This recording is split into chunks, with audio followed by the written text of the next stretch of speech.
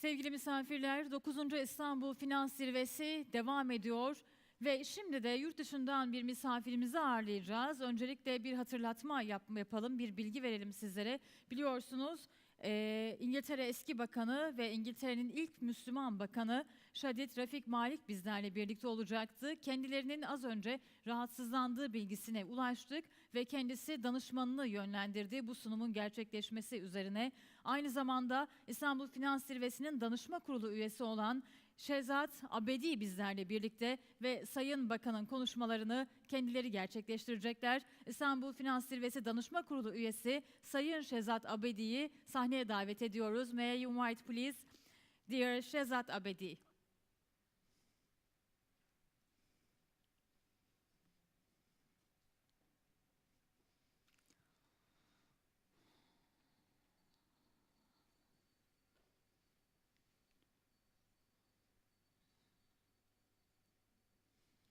Welcome.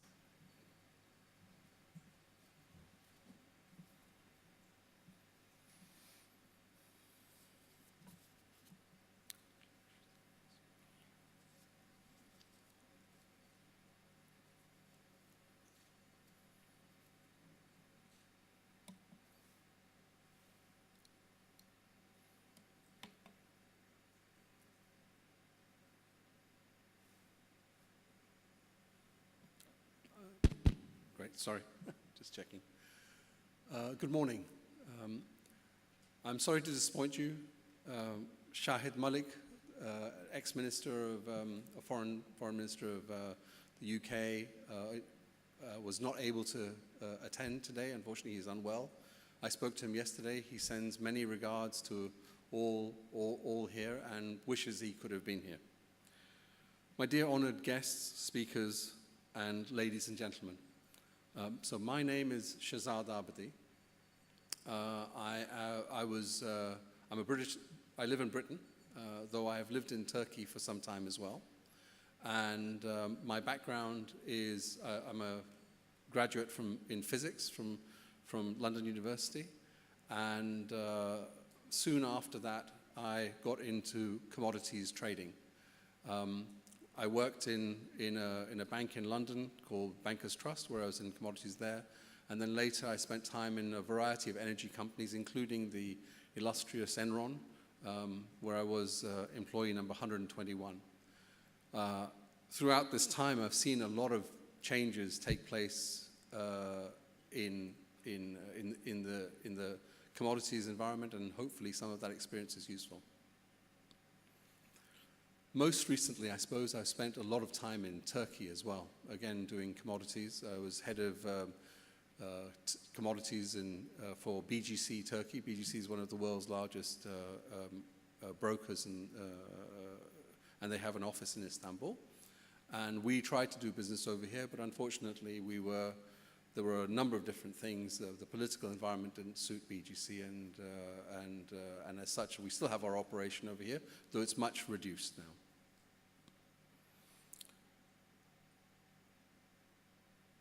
So I'm trying to think about how to start this talk, and I was reading some interesting things yesterday. So first of all, may I wish you all well. Today is the 10th of Muharram. It's the day of Ashura. And we're told that a number of phenomenal things happened on this day, and we're to be reminded of those things. It said that Moses saved the children of Israel on this day, and the Pharaoh's armies drowned. So it's a historical event there. And they say, and we were also told that the Ark of Noah rested on Mount Judi, which is in the south of Turkey, on this day as well. Moses fasted on this day. Noah, we're told, also fasted on this day. Why is that interesting? Yesterday, I was reading about the Black Sea and how does it link. The Black Sea is a very interesting sea. We're told about 20 years ago they discovered about 12 miles out from the coast of Turkey that there were farmers and inhabitants who lived in a great basin that was the Black Sea.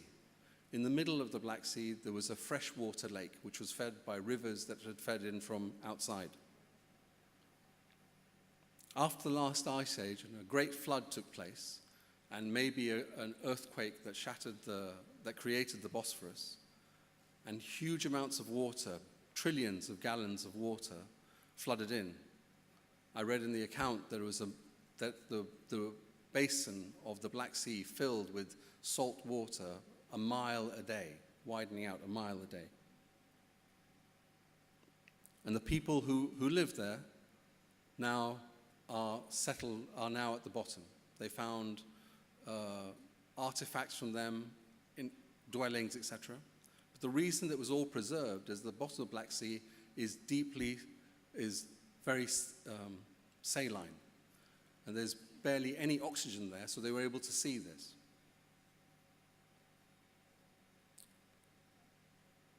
But it gave us a chance to look at the past. And so it is now with international relations that people of the future will probably look at the way things are here. The current environment is certainly uncertain and volatile, but it's also unprecedented. Stock markets in the US and in the UK are reaching record levels. Interest rates in those currencies are also at record low levels. Inflation is low. Joblessness is low. I've just come back, as I say, I live in London, and they've announced yet more reductions in the joblessness level. And yet, there is very little growth. The demographics of these countries, particularly in Europe, is accelerating towards very few young people and an upside down bell, very few young people and lots of old people for whom the economics don't exist for them to be able to have a pensionable life. We also see that the Eurozone is undergoing great turmoil. Right-wing parties are being voted in, we have one in some senses in the UK, but Italy, Spain, Romania, Hungary as well, a very important place. Germany Sweden just voted 18% of their vote has gone to a right-wing party. So this heralds probably a very difficult time for Europe, certainly one that is different from the sort of place that many of the founders of Europe had envisaged. A lot of the reasons that have been given for this have been the arrival of immigrants from outside there. But we also have to look as to why that's happening. We've had almost 2 decades of war taking place in various parts of the Middle East, and tensions rising at sometimes at the beginning of this year, also in Asia. And it's in this environment that we have to look at what's happening for investors and how they can see a way through this. The other forces that are, of course, driving a lot of the change is rapid changes in technology. I think yesterday we had some very interesting talks by people who were talking about the way that data was being gathered on the behavior. It's not just about, of course, it's not just about the gathering of data, it's tying the data together to see what leads to those decisions. Many of the companies have become much more sophisticated at being able to pool data together and to tie the behavior of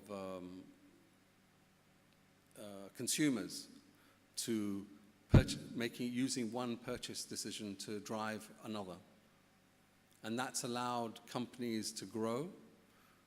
We've seen the first, whatever this means, $1 trillion company as Apple, and Amazon, a relatively new company, growing at extremely fast rates with a very different model, also breaking into that. Of course, Amazon remains interesting because it creates not just a US experience, but a global one. read yesterday that Amazon are looking to open up in Turkey fairly soon. So Turkey should also see some of that arrive. I think the difficulty for international investors is obviously to try and create returns in the medium and long term for their own investors. In these environments, it of course becomes very difficult for us to be able to do so because the decision-making process is often jarred by uncertain events that take place around us.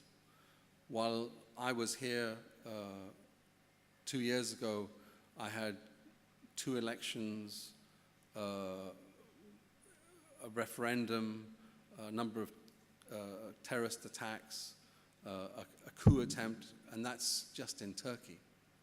Syria's been going through a very difficult phase, of course, as we know at the moment, and continues to go so. Iran as well, we had the possibility of a nuclear deal with them, which seems to be all but scuppered. All of this leaves us with few places to go, and then so what will tend to happen is that capital will often, low-cost capital will often go back to where it feels it'll get at least some sort of guaranteed return, even though that return is low. And often that what that will lead to, unfortunately for international investors, is potential falls, significant falls in emerging markets. The ones that we've seen recently in Turkey and Venezuela may be particular, but we've also seen several others, Indonesia, Philippines, Malaysia, etc., also beginning to see withdrawals of investment, difficulty in terms of raising some of that dollar indexed or euro indexed funding, which all leads to a different dynamics. Where things seem to be going slightly differently, and maybe it will take at least a decade or 2 again to work out if we don't get hit by another financial crisis as we saw in 2008, is the arrival of China. When I was young, China was seen as a very poor country with a lot of problems, population problems, as well as an inability to really generate anything new. No products were seen that came out of China that were of any quality. Now we find that China, within 20, 30 years, has transformed itself and is looking to extend its reach beyond its shores into other areas. Let me give you the example of a place. There's a city called, or a town that was called Gwadar. It's on the coast of Pakistan. And after my university, my wife and I, we went to the north of Pakistan, which borders China next to Xinjiang province. And the Chinese had built a road at that time called the Karakoram Highway. It used to be part of the Silk Road, as people used to go there. There's a pass at 16,000 feet called the Kunjarab Pass, where traders used to go from Asia into northwestern China. And a century ago, the Xinjiang province was an area of the great game. The Russians were there, the Chinese were there. If you go to that area of China, you will see the embassies of the UK, of France, of all these places vying for power out there. But they built this road. The road comes from Kunjarab and runs all the way down into, goes as far as Rawalpindi in Pakistan. And the Chinese have been helping a great deal to build further roads that would take Chinese products all the way down to Karachi, which is the main port in Pakistan. Pakistan is a very new country. It was formed in 1947. And after the British left, and India was then divided into Pakistan, East Pakistan, and India.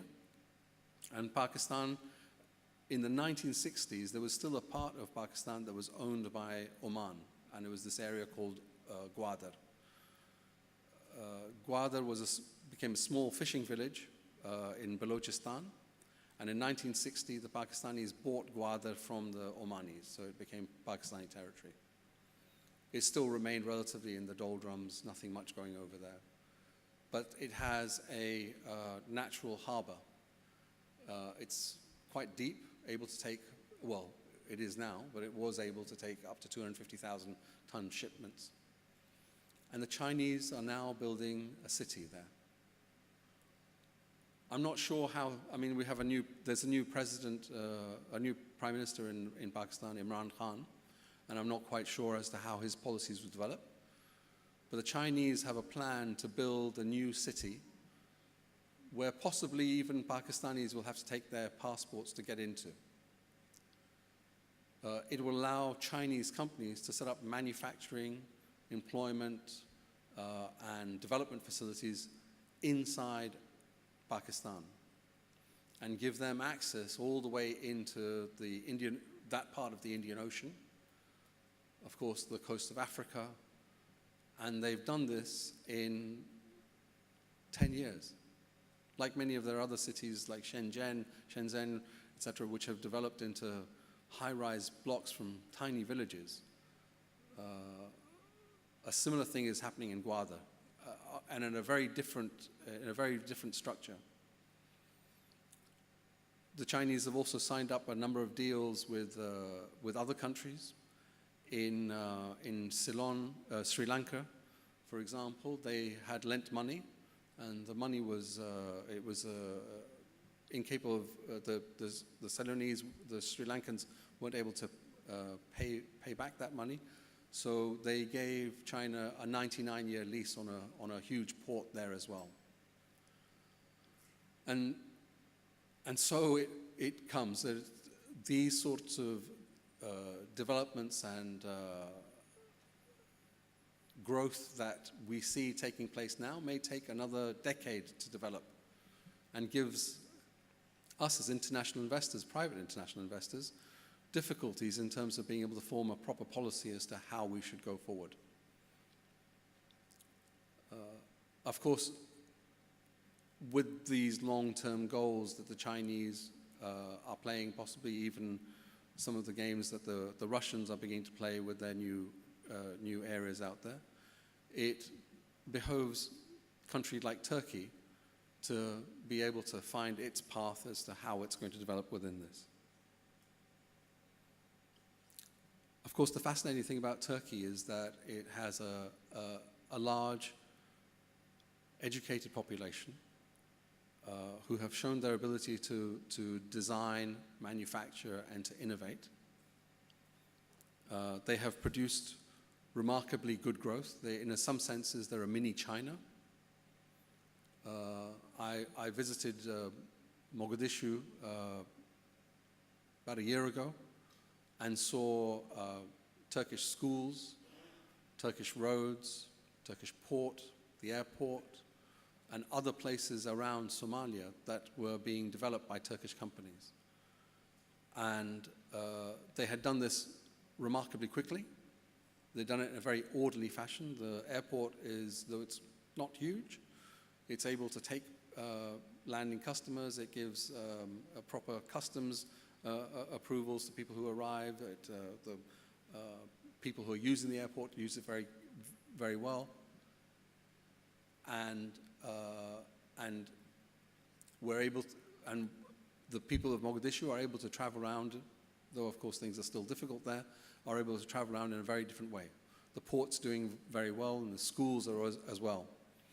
This may give us a route as to how we as international investors would like to look at how we can develop things in Turkey, to partner with Turkish companies to help them expand and invest in countries which need their expertise, the expertise which they've picked up in developing a new airport over here, roads over here, a metro system over here as well. Electrification that's generated new areas as well. And now we see the developing renewables area. I've noticed that an electricity company in Turkey is putting $535 million into new solar and wind generation as well. So there are plenty of opportunities, we think, within Turkey, but probably it's best for us to partner with Turkish companies who are looking for routes into the developing areas of Asia, but in particular, of course, Africa, where Turks are well received.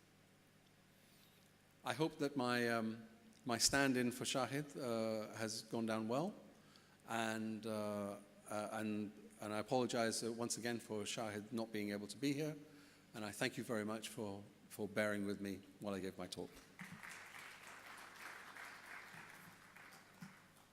Thank you very much, Mr. Abedi. Thank you very much.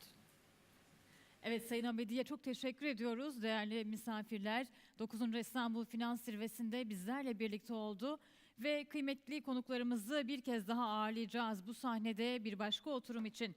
Büyümenin ve yatırımların finanse edilmesine bir bakış. Son dönemde pazarda yaşanan gelişmeler ve reel ekonominin durumunu konuşacak konuklarımız. Evet, sol tarafımdaki koltuklarımıza davet etmek üzere öncelikle moderatörümüz Londra, İngiltere'den Blue River Varlık Yönetimi Yönetici Ortağı Sayın Fatih Aydın'ı davet etmek istiyorum.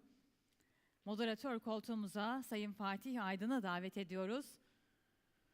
Kendisi İngiltere ve Londra'da bulunan Blue River Varlık Yönetimi'nin yönetici ortağı Sayın Fatih Aydın'ı moderatör koltuğumuz için sahnemize bekliyoruz. Bir başka konuğumuzu hemen anons edelim Sayın Aydın gelirken. Rönesans Grup eski başkanı ve uluslararası hukuk danışmanı Sayın Ashar Qureshi'yi davet etmek istiyoruz. Hoş geldiniz. Hoş geldiniz. Ve bir diğer konuğumuzu da anons etmek isterim. Guggenheim Menkul Değerler'den Amerika Birleşik Devletleri'nden kıdemli genel müdür Sayın Mark Walker da aramızda bulunuyor ve sözü moderatörümüz Sayın Aydın'a bırakıyoruz. Evet, teşekkür ederim. Müsaadenizle İngilizce yapacağız paneli, misafirlerimiz yabancı olduğu için. Thank you very much. Ashar and Mark, welcome to Turkey and welcome to the Istanbul Finance Summit. Obviously, the topic of our panel says it all, and given the economic conditions in the country and the financial markets and the situation that the country is going through, it is an interesting time to discuss this topic.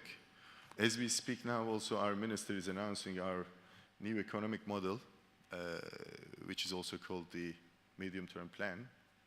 And I think with our distinguished guests, it's important to get their ideas and to hear what they would suggest for the country to pursue at government level, as well as their opinions for the private industry. So I would like to ask Mark to kick off and share his opinions with us, especially given his experience and expertise on the sovereign level around the globe. Thank you very much, Fatih, and thank all of you for inviting us to speak to you at this panel. What I and my colleagues have done recently is to look at Turkey from several vantage points. One, the vantage point of international investors and financial markets, which are reacting to, in large part, to what appears to be a currency crisis, or at least a rapid and large devaluation of the lira against other currencies, a lack of confidence, and a linking of Turkey with other emerging markets, starting with Argentina, that have problems of a different nature and arguably even more severe. From the standpoint of new investment, and more importantly, from the standpoint of returning Turkey to a stronger economic position and shoring up the financial sector, what we have focused on are 5 interrelated elements that we think need to be addressed in a complementary fashion. 3 of them relate to banks, and there's a related question, an ancillary question of the bank regulatory system and regulatory reform. And the last, of course, relates to the non-financial sector. And you can't address the problems of the banks without addressing their assets, and their assets, of course, are claims against the non-financial sector. Just looking at the banking system alone, there is the issue of non-performing loans, NPLs, which have been talked about a good deal, both in Turkey and elsewhere. A related issue is the capital adequacy of the banks and the question of whether the potential impairment of assets of loans leaves them vulnerable to a shortage of capital, and therefore leaves them potentially unable to continue to provide funding to the non-financial sector. At the same time, you have foreign-owned banks operating in Turkey with a significant presence in the banking sector, and to the extent that their foreign parents do not continue to support them, that will put further pressure on the availability of funds for the non-financial sector. And then lastly is the question, again on the liability side, is the question of funding of the banks, because to the extent that they cannot continue to maintain the funding they have, they will again be in severe difficulty. And the lack of confidence in the financial system, which starts with the erosion of the value of the currency, translates into an increased difficulty in maintaining funding. Turkey is not a country that has a sovereign debt problem. Public sector indebtedness is low and stable, but there is a problem in meeting near-term, short-term foreign currency needs, where something like $200 billion or 175 billion euros needs to be refunded or refinanced in the next 12 months, and that's a big challenge at a time when foreign providers of funds or providers of funds are looking askance at our emerging markets, and flows to emerging markets are slowing down considerably, if not turning negative.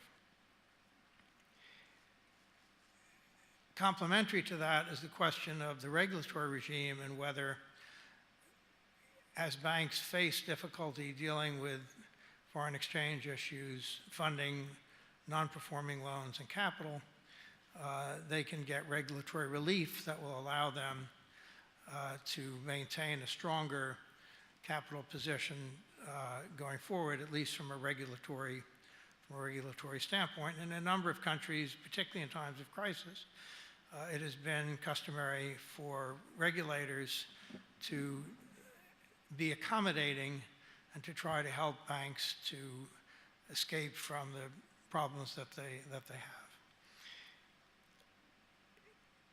The assets of the banks, which are the source of the NPLs, because the bank's assets are loans that they make, need to be addressed both from the standpoint of the banks themselves, but also from the standpoint of the borrowers, which are the non-financial sector.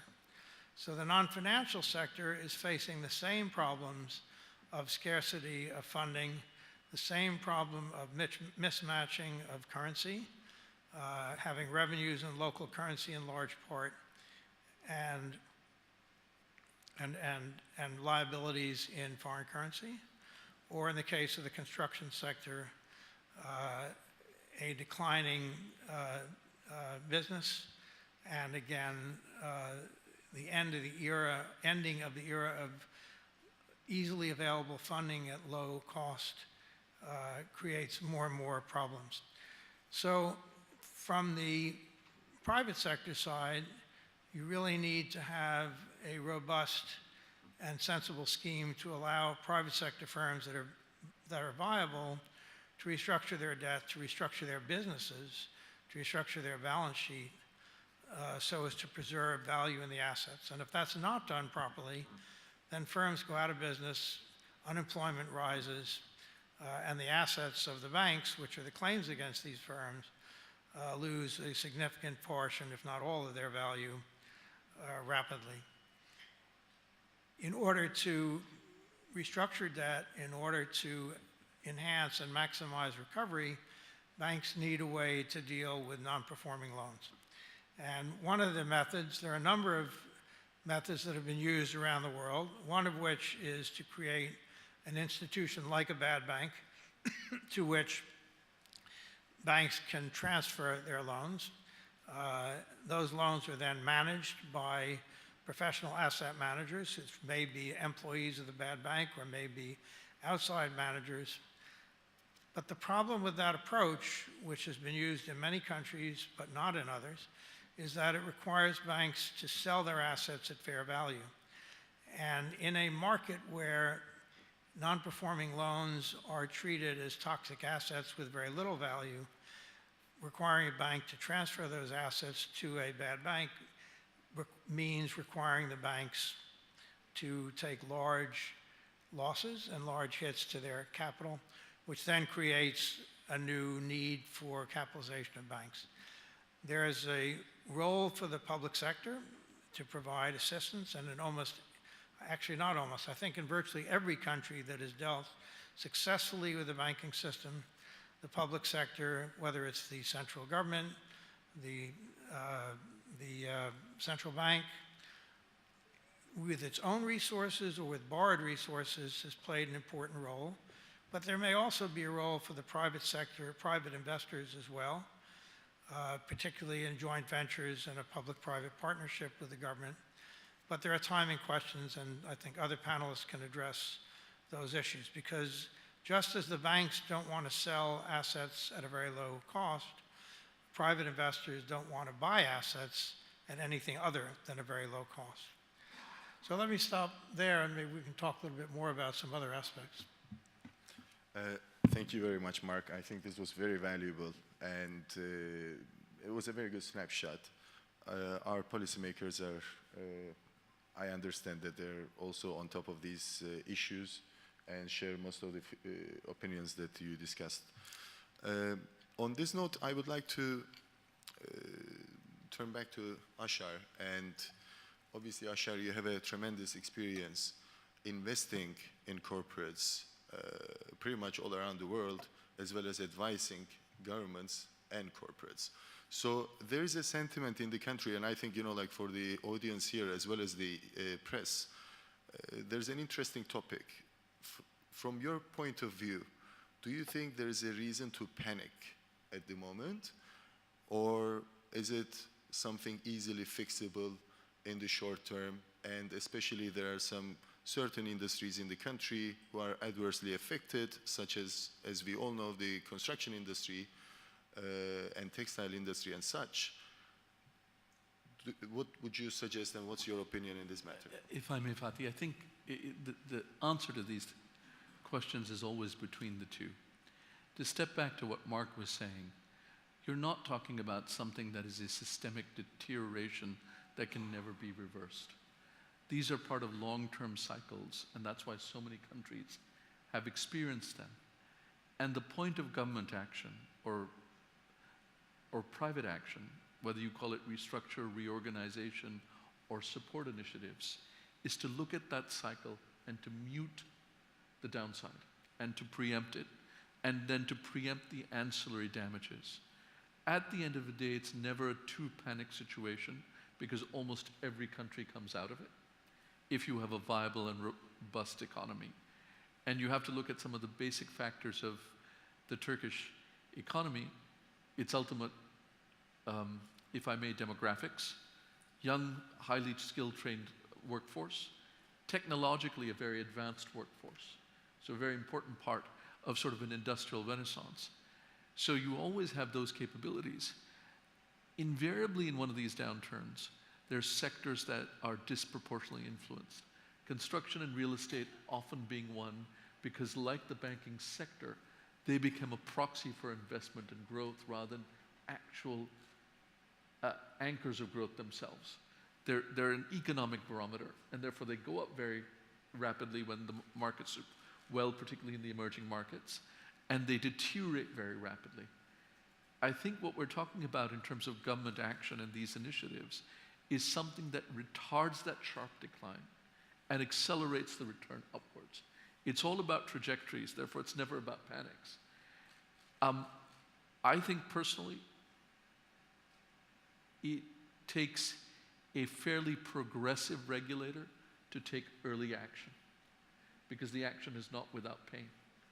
I also think that in the context of Turkey, given the intermeshing of the government and the influence of the government in the economy, and also because of the particular currency natures, a solution without governmental intervention is going to be a very half-baked solution.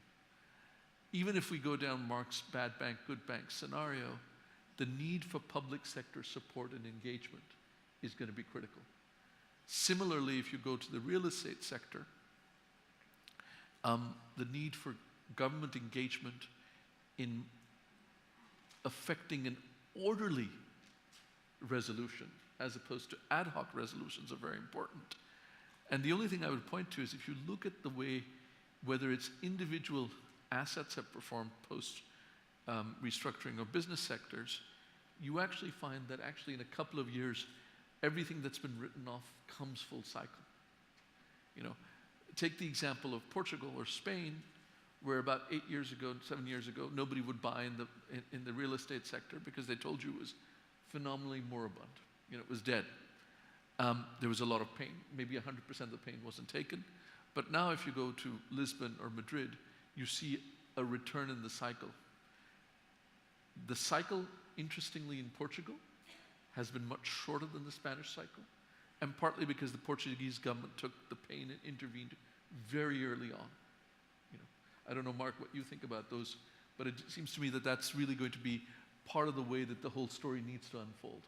Fatih. No, I agree, Ash. I think one of the things that's important to recognize about any financial crisis or any financial difficulty, if you don't want to use the word crisis, is that there are components of reality in the sense of real financial data, real financial aggregates, and you can look at measurements and say, this is wrong, that's wrong. But there's an equally and sometimes more important component, which is psychology and confidence. And recovery often depends more, both the speed of recovery and the perception of recovery, which is what, in fact, attracts new capital, depends, in some cases, more on psychology and a sense of confidence than it does on actual data points that would underpin that. And if you look, for example, at Mexico, just to take an example of a country that spent 10 years from 1982 to the early 1990s restructuring its debt year after year after year, on the public sector and the private sector struggling as well. And then in 1991, they did a deal that was thought to be revolutionary, but wasn't in fact very revolutionary. They restructured their debt with a very modest haircut, a very modest reduction in the principal amount, and in some instances, a reduction in the interest rate without a reduction in principal amount. From a financial standpoint, the savings, the net savings to the country was really trivial. And yet, the government participated, foreign governments participated, creditor institutions participated, and they all announced the era of Mexico's restructuring and debt problems are over. Nothing much had happened.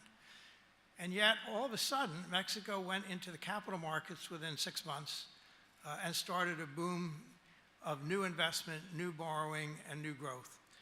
So getting the right story, having a government program that is credible, and I'm assuming that the program that the government will announce today will be a credible program, are key elements to recovery.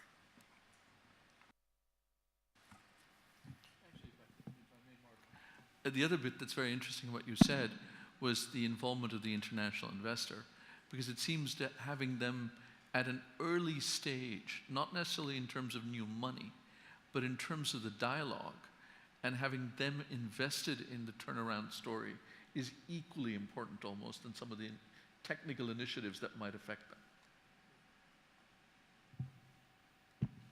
Absolutely, and in my opinion, on this note, there is money to be invested in the world. Investors are looking for right jurisdictions and good yields. Turkey, for more than a decade, has been a great target to invest in.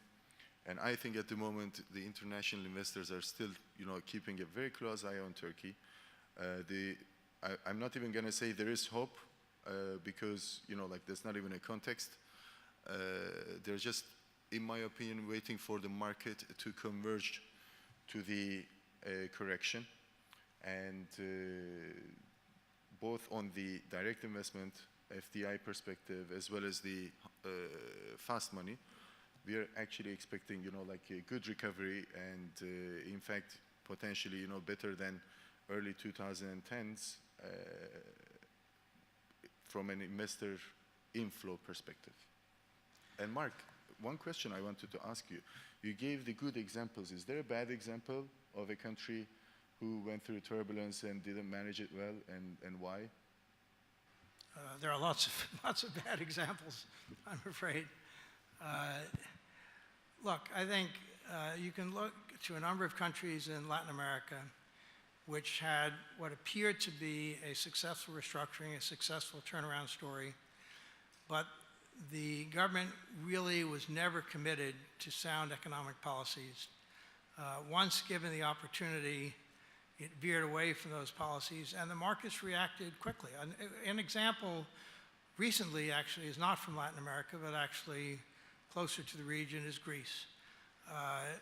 We advised, the firms I was with advised Greece, and I was their advisor, financial advisor, in their restructuring in 2010 and 11. They had a lot of problems to begin with, but among the problems was a political problem, which was that the government was never really committed to reform. Every successive government was able to blame problems on the preceding one, and they were all right. And they had a disadvantage, in my view, that the policies that were being urged on them, indeed foisted on them, by the Eurozone countries who provided financial relief were policies that were required excessive austerity and were themselves inimical to growth. But beyond that, I think there was at least a conviction on my part that the central problem was political, and that if you don't own the policies, and if you're not really prepared to take hard steps, then it doesn't work. And Greece returned to the market with one issue. They had a modestly successful issue of medium-term securities of a little more than $3 or $4, $5 billion. But their securities are still trading at 400 basis points above bonds. They're by far the most expensive debt in Western Europe. And they're a country that really didn't do it right. So there are examples. And again, on this note, obviously, as a Turkish citizen, I'm very pleased to say, I believe our government is very keen for necessary changes. Even the name of the plan that's being announced now is the new economic plan. So there is something new, and the approach is going to be new. But on this note, Ashar, from real economy perspective and the corporates and companies perspective, there might be a question of sustainability. Excuse me. So at the moment, we see and hear that the corporate borrowing rates in local currency are changing between 30 to 45%. In my personal opinion, as a financier, this is not sustainable, and this is going to tighten. However, what would you recommend to corporates who need liquidity at this super high unsustainable rates? Should they wait? Should they stop the production? Or how typically would they survive in such conditions? Look, I think that's a very difficult question. because it will be tied to corporate from corporate. And in many cases, it will depend upon the corporate's own nature of production and sale and what it can do in terms of looking at its balance sheet and various sources of money. And you know, somebody who is, for instance, serving the domestic consumption market as opposed to somebody who is in an export-based business is obviously going to be very differently situated. But I think you need to step back from the problem for 1 second, because if I may, the point around the bad bank scenario or the NPL scenario that we just talked about, yes, there's a financial sector stability issue there. But the other issue with that is the focus of the banks on their bad portfolios, their anxiety about asset values, and their anxiety about impairment and capital impairment leads to irrational behavior, including artificially high interest rates or an unwillingness to lend. The creation of a structural solution, to my mind, is not just about capital adequacy and stabilizing the banking system. It's actually a much more simple thing. It's taking away a problem, putting it into the hands of a particular expertise area, and then letting bankers get on with the regular day-to-day business of lending. And there, in a weird way, the care that the government needs to take is not to over-regulate or over-manage that lending to create an artificial relationship. Yes, there are mistakes. Obviously, one wouldn't be in the place that one is in unless there had been mistakes. So you have to learn from them. But unfortunately, what we can't engage in is the risk of huge pendulums of regulation.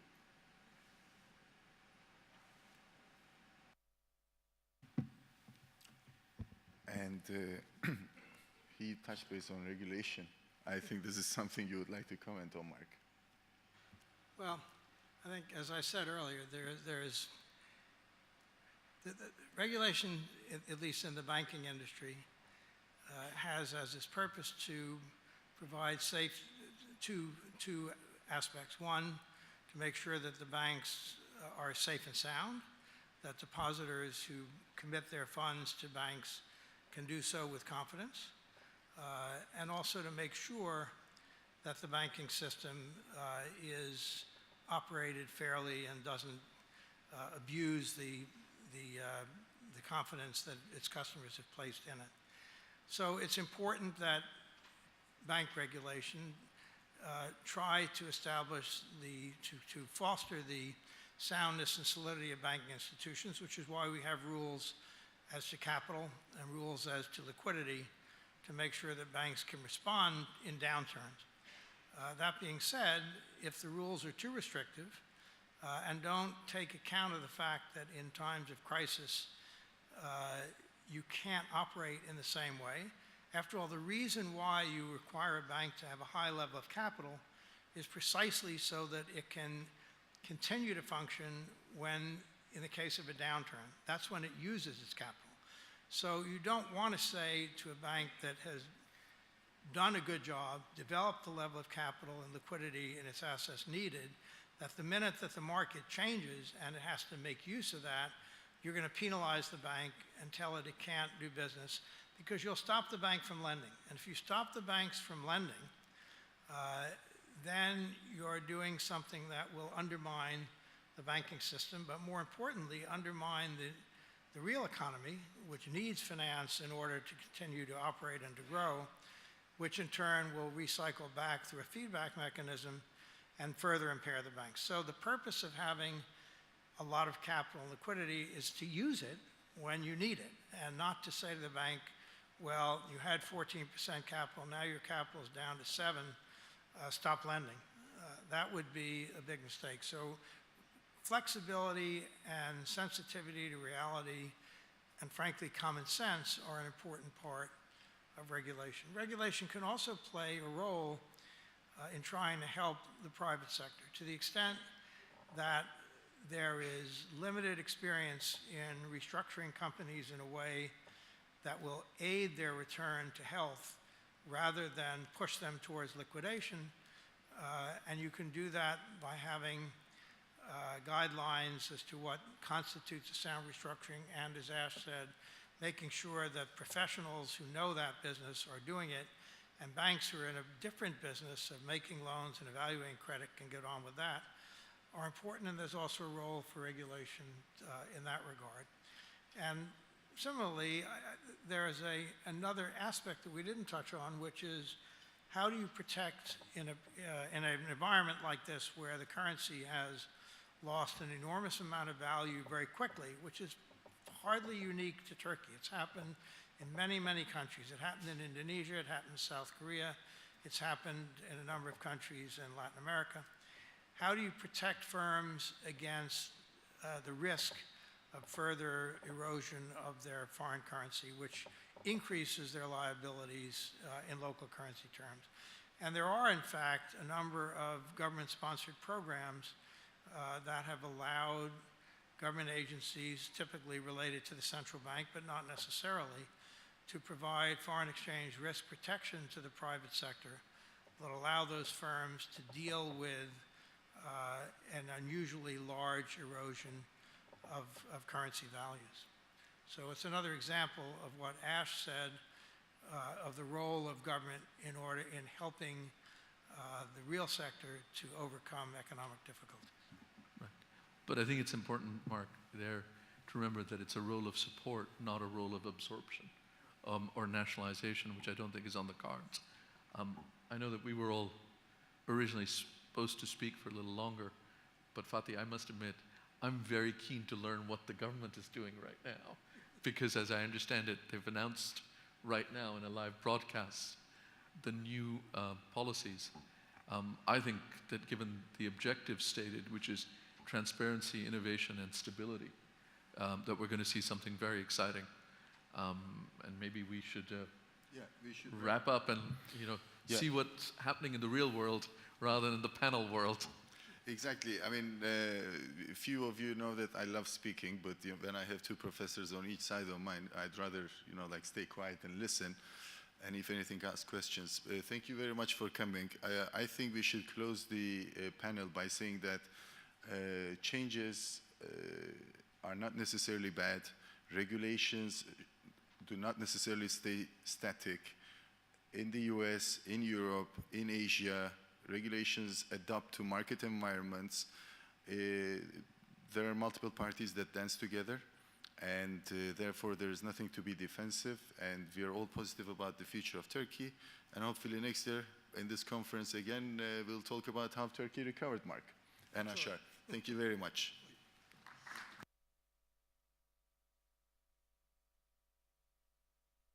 Fatih Aydın'a ve konuklarımıza çok teşekkür ediyoruz. Ancak hemen bırakmayacağız. Plaket takdimleri için İstanbul Finans Zirvesi Danışma Kurulu Başkan Vekili ve Kardemir AŞ CFO'su Sayın Furkan Ünal'ı davet etmek istiyoruz. Ve öncelikle moderatörümüz Fatih Aydın'ın plaketini takdim edecekler. Sayın Furkan Ünal.